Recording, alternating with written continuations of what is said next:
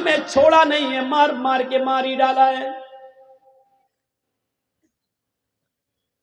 ان کو نشہ ہے کسی طاقت کا، ان کو نشہ ہے کسی کے پاور پہ ہونے کا، ان کو معلوم ہے کہ ہم کچھ بھی کر لیں، ہماری کتنی ویڈیو بن جائے، ہمارے اوپر جس کا ہاتھ ہے وہ کچھ نہیں ہوگا، نہ پولیس ہماری FIR کرے گی، اور کرے گی بھی تو سرکار ہمارے مقدمے واپس لے لے گی۔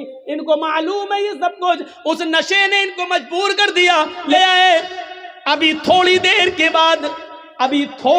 کے بعد آج ہی کے دن ان کو نہلا دھلا کر، نئے کپڑے پہنا کر، میرے بھائیوں ان کو بارات لے کر لڑکیوں کے گاؤں میں جانا تھا، لیکن اب تھوڑی دیر کے بعد نہلا دھلا کر ان کو لڑکیوں کے گاؤں میں نہیں بلکہ قبرستان لے جایا جائے گا۔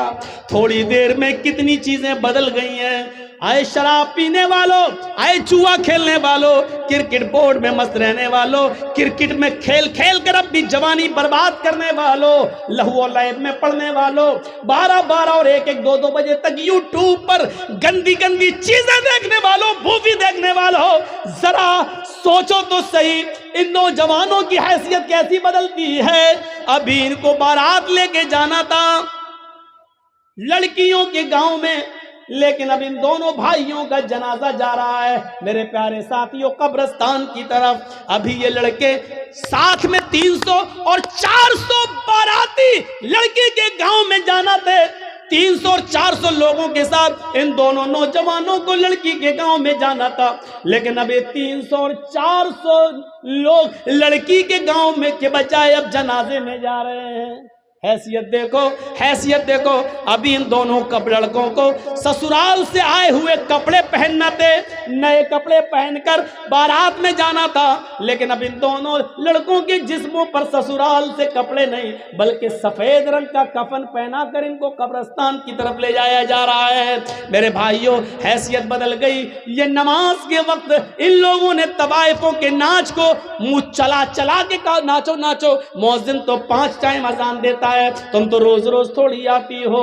اب سنو، اذان کے ٹائم پر کرکٹ کھیلنے والوں تم بھی اپنے عمل سے یہ ظاہر کر رہے ہو اذان تو 5 بار ہوتی ہے، کرکٹ روز روز تھوڑی ہوتا ہے۔ آئے کیرم بورڈ کھیلنے والوں اور میچ دیکھنے والوں تم بھی اپنے عمل سے یہ ثابت کر رہے ہو کہ اذان تو 5 بار ہوتی ہے، میچ بار بار تھوڑی ہوتا ہے، آج دیکھ لیتا ہوں پھر تھوڑی ملے گا۔ تم بھی اپنے عمل سے یہی ثابت کر رہے ہو۔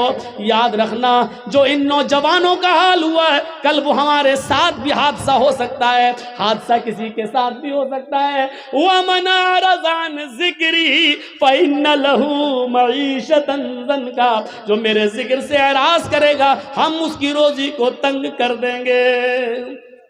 ہم اس سے روزی کو تنگ، یہ نہیں کہا بند کر دیں گے، ہم اس کی روزی کو تنگ کر دیں گے۔ یہ ہمارے پاس جو آج روزی تنگ ہو چکی ہے میرے پیارے ساتھیوں، اس کی وجہ یہ ہے کہ آج ہم نماز سے دور ہو چکے ہیں۔ یہ اسلام کی بنیاد ہے، اس کو پکڑے رہو۔ پھر سنو، یا ایھا الذین آمنوا ادخلوا فی السلم کافہ، اے ایمان والو تم اسلام کے اندر پورے کے پورے داخل ہو جاؤ۔ ہمیں اسلام کے اندر پورا کا پورا داخل ہونا ہے، آدھا ادھورا نہیں۔ پورا کا پورا داخل ہونے کا مطلب سمجھتے ہیں؟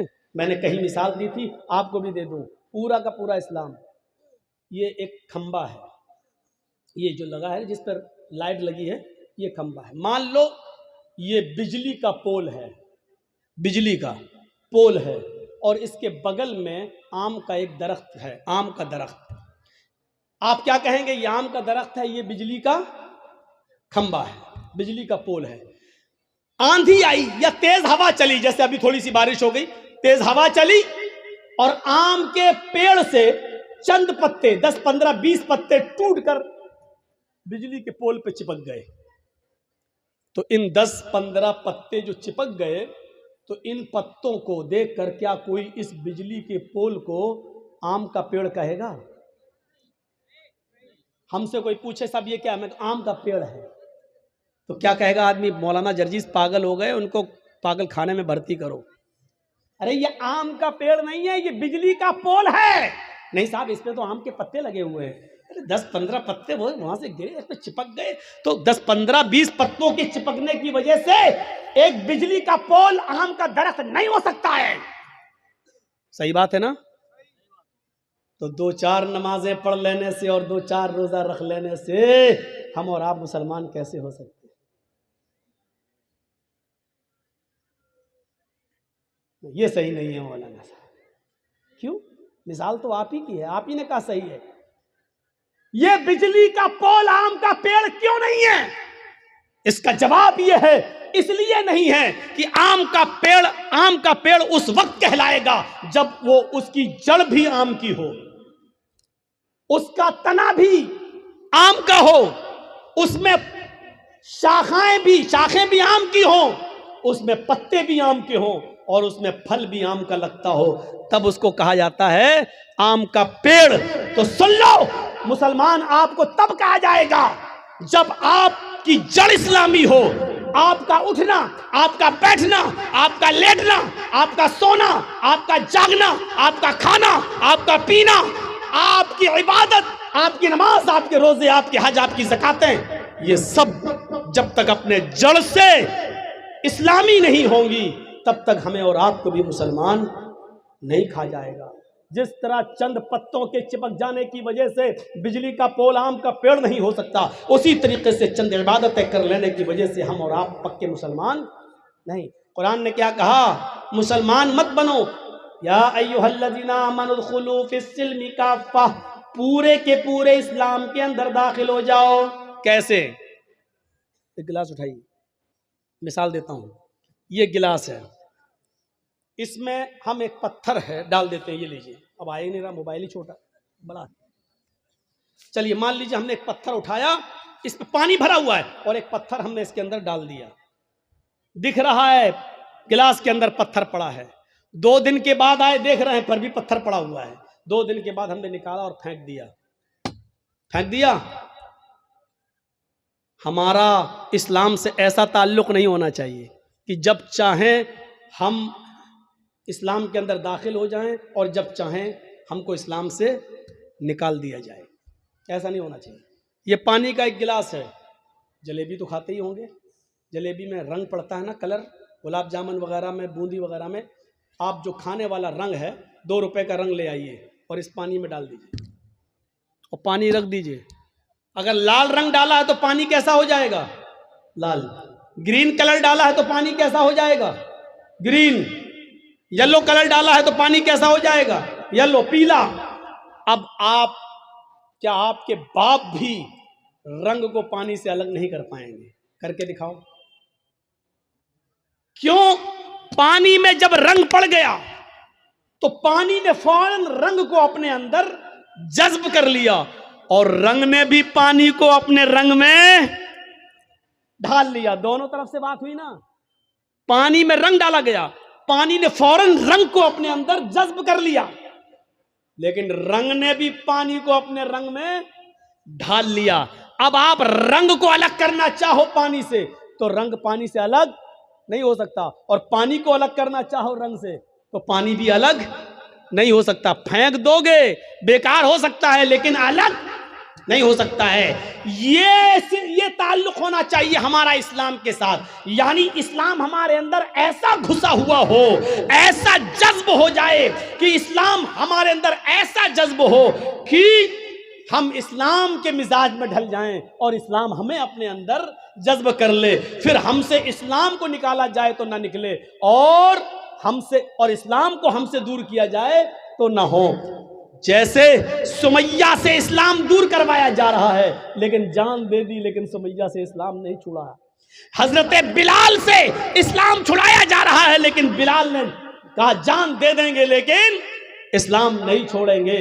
میرے پیارے ساتھیوں، اسلام کے ساتھ ہمارا تعلق رنگ اور پانی کی طرح ہونا چاہیے کہ ہم سے اسلام دور کیا جائے تو نہ ہو، اور اسلام سے ہم کو دور کیا جائے تو ہم کو دور نہ کیا جا سکے. یہ تعلق ہونا چاہیے ہمارا اسلام کے ساتھ. میرے پیارے بھائیوں، یہ اسلام کے تعلق سے میں نے چند باتیں آپ کے سامنے رکھی ہیں. اسلام یہ مذہب ہے، اس مذہب کو پہچانو. 2 گھنٹے کی تقریر میں اور کتنی باتیں آپ کے سامنے کہی جا سکتی ہیں.